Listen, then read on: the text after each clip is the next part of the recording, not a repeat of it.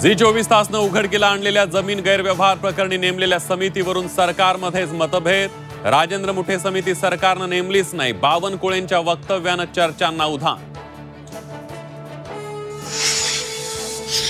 तहसीलदार येवलेला अटक करा, Parth पवारचं mobile location मागवा। Zee 24 तासनं उघड केलेल्या जमीन गैरव्यवहार प्रकरणी अंजली दमानी यांची मागणी।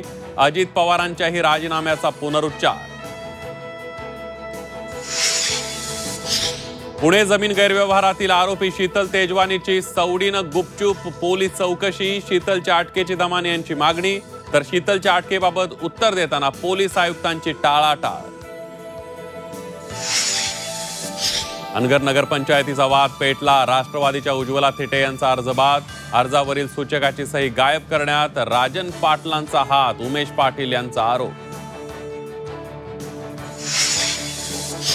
राजन पाटलांचे पुत्र बाळराजे पाटलांचा एकेरी उल्लेख करत थेट अजित पवारांना इशारा। उत्साहाच्या भरात मुलाच्या तोंडून शब्द गेला। अजितदादांची माफी मागतो, राजन पाटलांचा माफीनामा।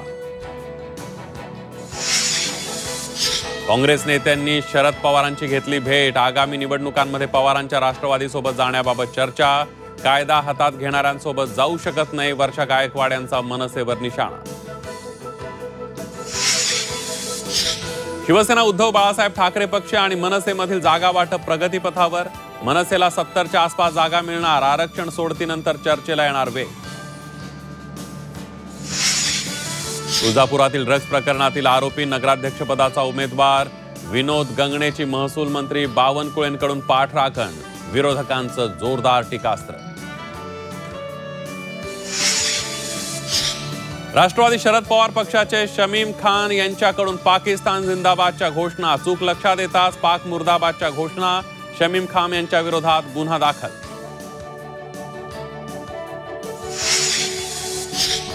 शहरी भागात बिबट्याची दहशत। नागपूरच्या भांडेवाडीत घरात शिरलेल्या बिबट्याचं 4 तासानंतर रेस्क्यू, तर अहिल्यानगरच्या हसनापुरात बिबट्या पिंजऱ्यात अडकला। वनविभागाच्या कारवाईनंतर स्थानिकांना दिलासा।